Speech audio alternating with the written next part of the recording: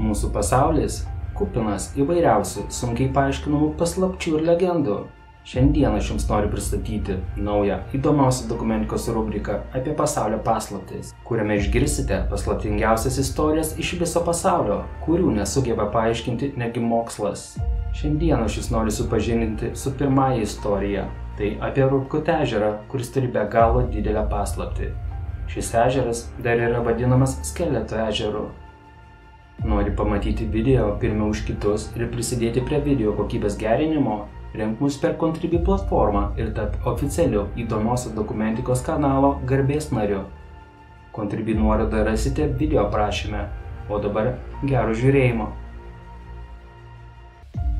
Uttarakhand provincija, Indija. 4800 metrų aukštyje Himalajų kalnuose rasite mažą ledyninės kilmės Rupkut ežerą, kurio vanduo didžiąją metų dalį išlieka užšalęs, tačiau atėjus pavasariui ir ledui tirpstant yra atidengiamas liudijimas apie čia prieš šimtus ir tūkstančius metų nutikusi nepaaiškinamą reiškinį. 1942 metais vienas iš nacionalinio parko miško prižiūrėtojų vardu Hari Kishan atrado šimtų žmonių griaučius besimėtančius ežere ir aplinkui jį. Iš pradžių buvo manoma, kad kaulai priklauso japonų kariams, kurie bandė patekti į Indijos teritoriją. Tačiau po atliktų tyrimų buvo prieita išvada, kad šie maždaug 500 žmonių skeletai buvo per seni, kad galėtų būti japonų karių. Skaidriame ežero vandenyje skeletai būna matomi vasaros mėnesiais, kai ledas tirpsta.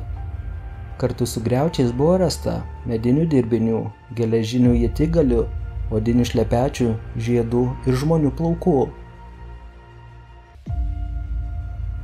Egzistuoja nemažai bandymų paaiškinti, kas galėjo nutikti šiems žmonėms. Kai kurios teorijos skelbia, kad tai Indijos karių kaulai, kurie traukė per kalnus po vienos iš kovų. Kiti mano, kad tai ligos pasekmė, ar piligrimai, kurie sulaukė savo galo būtent šioje vietoje. Apžiūrėjus ežere randamas kaukolės, galima ant jų pamatyti smūginės žaizdas, padarytas kažkuo sunkiu, smulkiu ir apvaliu.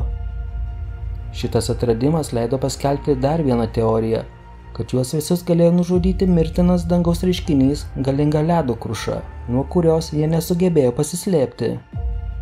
2019 metais Harvardo universiteto mokslininkai atliko 38 palaikų DNR tyrimus ir nustatė, kad palaikai yra skirtingų epochų ir priklauso 3 skirtingoms grupėms.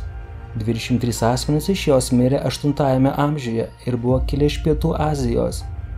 Vienas individas mirė 18 amžiuje, buvo iš Pietryčių Azijos. Kiti 14 individų taipogi mirė 18 amžiuje, tačiau visus nustebino jų kilmė. Jie buvo iš rytinio Viduržemio jūros regiono, Graikijos ir Kretos. Šios išvados prieštarauja teorijai, kad visi asmenys mirė per vieną katastrofišką įvykį. Radioaktyviosios anglies datavimas taip pat rodo, kad senesni Pietų Azijos palaikai šioje vietoje atsidūrė per kelis įvykius nutikusius tarp 7 ir 10 amžiaus. O jaunesni Rytų, Viduržemio ir Pietryčių Azijos palaikai čia atsidūrė per vieną įvykį, nutikusi 18 amžiuje. Bet koks tai galėjo būti įvykis, pražudęs tiek daug žmonių, ir kaip šie žmonės, kuriuos skiria 1000 metų, atsidūrė būtent prie to pačio ežero ir sulaukė savo galo. Ką jūs manote, kas jiems galėjo nutikti? Savo nuomonę palikti galite komentarų skiltyje. Patinka toks turinys, nepamiršk užsiprenumeruoti mūsų YouTube kanalo ir nepraleistum naujausią video. O dabar iki susitikimo kitame įdomiosios dokumentikos video.